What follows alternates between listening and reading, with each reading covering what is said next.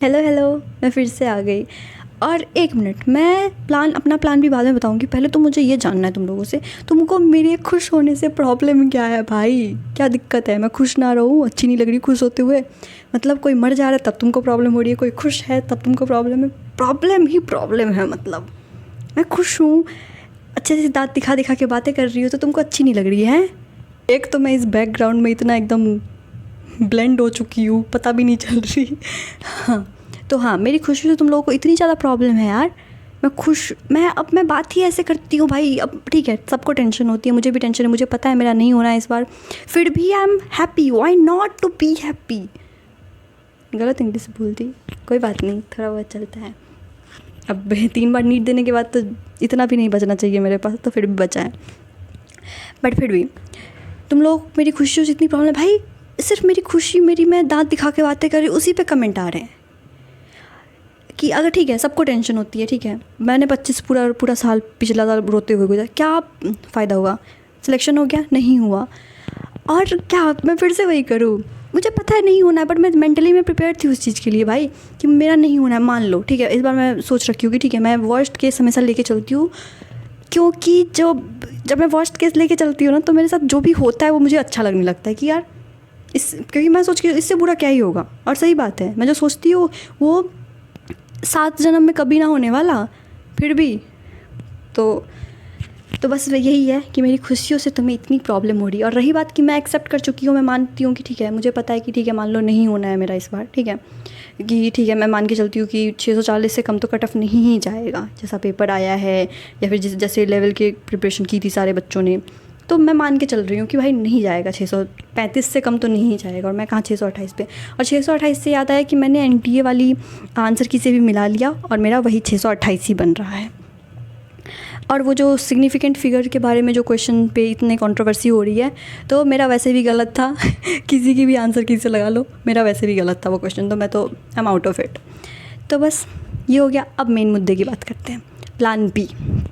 तो मैं पहले से ही, मैं पूरे साल में यही सोच रही थी ना, मैं पहले से ही सोच रखी थी कि भाई मैं ड्रॉप तो नहीं ले रही, ये तो मैं दिमाग में बैठा के रखी थी कि ड्रॉप तो नहीं लूँगी मैं, पार्शियल हो चाहे कैसा भी। मैं तो अपनी सारी बुक्स मैं अपनी जूनियर्स में बांट के आई हूँ, मैं नहीं लेके आई, मैं सारे टेस्ट पेपर सब कुछ मैं बांट के आई हूँ भाई।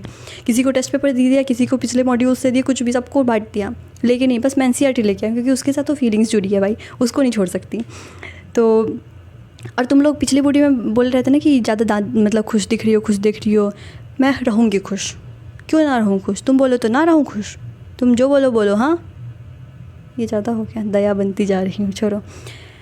तो हाँ, मैंने जो सोचा मैं अपना बताती हूँ कि ठीक है, पहले तो काउंसलिंग तो लाइक अच्छे से करवानी है इस बार, पहले तो सोच के रखा है, वो रैंक पे डिपेंड करता है। तो अगर और चीज़ों की बात बारे में बताऊँ, तो मैंने ना कुछ और भी चीज़ें सोची है, जैसे कि मैंने CUET का भी फॉर्म भरा है, जिसका मैंने अभी तक एडमिट कार्ड भी नहीं देखा है। तो क्या बोलते हैं, CUET का एग्ज़ाम 11 को है, और मुझे अभी तक ये भी नहीं पता कि मेरे सब्जेक्ट्स क्या क्या हैं। तो पता नहीं, देखते हैं, मुझे वहाँ पे जाके सरप्राइज़ मिलने वाला है। संस्कृत आ गया, मजाक कर रही हूँ, बहुत गंदा जोक था पर था। और दूसरा मैंने सोचा है, और रही बात प्राइवेट की, तो वो हमारे यहाँ स्कोप नहीं है भाई इसका। और कुछ ऐसे मैंने पिछली बार मैंने सोचा था पार्शियल ड्रॉप लेने का, बट वो मुझे पिछली बार तो घर वालों ने लेने दिया, और इस बार मेरा मन भी नहीं है। और मैं अगर मान लो मेरा मन किया भी लेने का पार्शियल ड्रॉप, मैं तो सारा सामान अपना बुक्स वगैरह सब दे के आई हूँ, दान करके आई हूँ। हाउ कैसे लूँगी भाई मैं अगर पार्शियल ड्रॉप लिया? वैसे भी मेरा मन नहीं है, बट मैं मजाक कर रही हूँ। और दूसरी चीज़, MBBS अब्रॉड, देखो इसका थोड़ा सा बन सकता है, स्कोप बन सकता है क्या? हाँ, सोच सकती हूँ, लेकिन मन मानेगा नहीं मेरा। लेकिन अगर कुछ नहीं मिला एंड में, तो वही करना पड़ेगा, और क्या। लेकिन पता है वो ना, कि हाँ भाई 3 अटेम्प्ट 2 ड्रॉप के बाद भी if I ended up getting that BDS BAMS veterinary, then सोचो भाई, मुझे लगा कि भाई मैं कितना टाइम अपना वेस्ट की हूँ भाई इस एग्ज़ाम के लिए, तो वो रिग्रेट तो हमेशा रह जाएगा फिर। और दूसरी बात ये, और रही बात MBBS अब्रॉड की, तो उसमें मेरे को लगता है ना कि यार 628 स्कोर करके भी, और उसमें क्या है, वो पासिंग मार्क्स बस आपका होता है ना कि एलिजिबल होने चाहिए आप काउंसलिंग के लिए, शायद नीट बस क्लियर होना चाहिए, ऐसा माना जाए। तो वो तो आई थिंक 150 170 के अराउंड होता है वो मार्क्स। तो सोचो यार 628 लाने के बाद भी if I ended up sitting with those who scored 150, मुझे कितना रिग्रेट होगा यार कि मैं क्यों ही 3 साल घिसी हूँ इस एग्ज़ाम के लिए। ले लेना चाहिए था उसी टाइम पे, अगर यही लेना था तभी। और ये एक चीज़ और रहेगी मेरे माइंड में कि अगर मान लो भाई BDS ही लेना था तो पिछले साल ही ले लेती। इतना 1 साल और घिसने की क्या ज़रूरत है। ये कहने के लिए 1 साल का गैप होता है, लेकिन वो कहने होते होते 2 साल का गैप हो जाता है। क्योंकि सोचो ना, काउंसलिंग वगैरह में इतना टाइम लग ही जाता है आपका कि आप इतने लेट से ही जाओगे तो वो हो ही जाता है वो। तो पता नहीं, ये सब बस मैंने CUET सोचा है। तो 11 को एग्ज़ाम है, तो एग्ज़ाम दे के आऊँगी तो उसका भी बताऊँगी कैसा गया है। वो मेरे लिए सरप्राइज़ ही होने वाला है क्योंकि मुझे अब तक सब्जेक्ट भी नहीं पता है अपने। मुझे लग रहा है फिज़िक्स, केमिस्ट्री, बायो, इंग्लिश यही होगा। और एडमिट कार्ड भी अभी तक मैंने नहीं देखा है, तो वो भी देखूँगी। मैंने सिंपल सा ये सोचा है कि मैं MBBS नहीं मिला, मैं BDS या BAMS या वेटरनरी। मैंने BAMS तो कुछ खास नहीं, बट BDS और वेटरनरी को मैंने ऑप्शन में रखा है, ठीक है। अब मैं बाद में देखूँगी कौन सा मेरे को देखना है, ठीक है। तो मैं तो श्योर हूँ कि भाई मैं तो इस बार एडमिशन ले रही हूँ, मैं कॉलेज में जा रही हूँ। अब MBBS वाला कोर्स कर रही हूँ या फिर क्या कर रही हूँ वो मेरे को नहीं पता।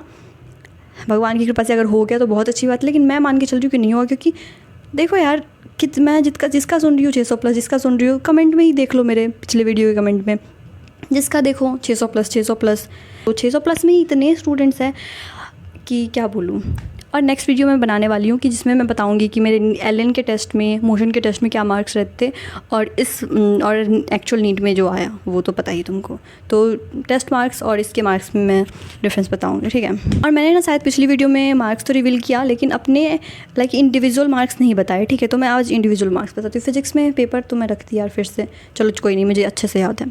फिज़िक्स में मेरे 147 बन रहे थे। 2 क्वेश्चन मैंने छोड़े थे और 5 मैंने गलत किए थे शायद, हाँ 5, अब तुम लोग जोड़ लेना शायद। टोटल मैंने 16 गलत किए थे, मुझे बस इतना पता है। तो फिज़िक्स में मैंने 2 छोड़े थे, और केमिस्ट्री में मैंने 1 छोड़ा था और मेरे गलत शायद याद नहीं है। तो 151 मेरे फिज़िक्स केमिस्ट्री में बन रहा है, 147 फिज़िक्स में, 151 केमिस्ट्री में, और बॉटनी और जूलॉजी में ईच 165। तो बायो में टोटल मेरे 330 बन रहे हैं। तो आज मैंने मतलब एक मोशन के एक मेंटर हैं, मैं काफ़ी पहले उनके लाइक कांटेक्ट में थी जब मैं एग्ज़ाम में टेस्ट वगैरह देती थी। तो उन्होंने मेरे को पूछा मार्क्स वगैरह कि कैसे बन रहे हैं। तो ही सेड कि पहले उन्होंने मेरे से पूछा कि नेगेटिव कितने किए हैं। तो मैंने बोला सर बहुत ज़्यादा कर दिए, 16 नेगेटिव किए मैंने। तो फिर उन्होंने बोला कि बेटा बायो में कितने बने, क्योंकि प्रायोरिटी वाइज वो पूछते जा रहे थे कि पहले अगर मान लो तुम्हारा, मेरा और किसी और का 628 सेम मार्क्स है, तो वो पहले देखेंगे कि नेगेटिव किसने कम किया है, फिर देखेंगे कि बायो में किसके ज़्यादा है। तो मैक्सिमम बच्चों का क्या होता है, बायो ही सबसे स्ट्रांग होता है, तो बायो में ही सबसे ज़्यादा सब कर पाते हैं। और मेरा बायो में ही लंका लग गई है, बायो में ही मेरे। और क्योंकि पूरे साल में भाई मेरे 345 से ज़्यादा कभी नहीं आया, मैक्सिमम स्कोर वॉज 345, उससे ज़्यादा मेरे बायो में कभी नहीं आए। और इवन मैं अगर मान लो बॉटनी में अगर 180 आउट ऑफ 180 स्कोर कर रही हूँ तो जूलॉजी में गड़बड़ हो जाएगा। तो कुछ ना कुछ होके मेरे मैक्सिमम मतलब 345 बने थे, ठीक है।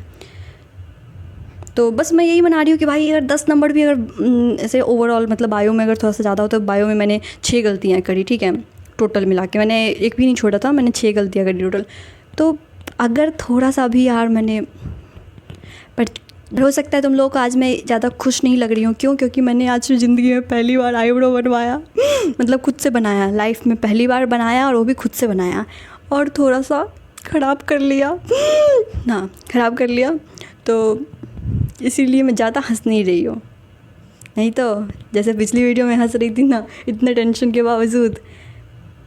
टेंशन काहे का भाई, टेंशन नहीं है मेरे को बस ये है कि, क्योंकि देखो तुम लोगों को मैं खुश इसलिए लग रही हूँ क्योंकि मैं माइंड से क्लियर हूँ कि मैं कुछ भी एडमिशन, क्योंकि पूरे साल में वर्स्ट केस लेके चल रही थी कि भाई मेरा सिलेक्शन नहीं होने वाला है, मैं BDS वगैरह BAMS ही करने वाली हूँ। क्योंकि जब तुम वर्स्ट सोच के, क्योंकि मैं बहुत बड़ी वाली ओवर थिंकर हूँ, ठीक है।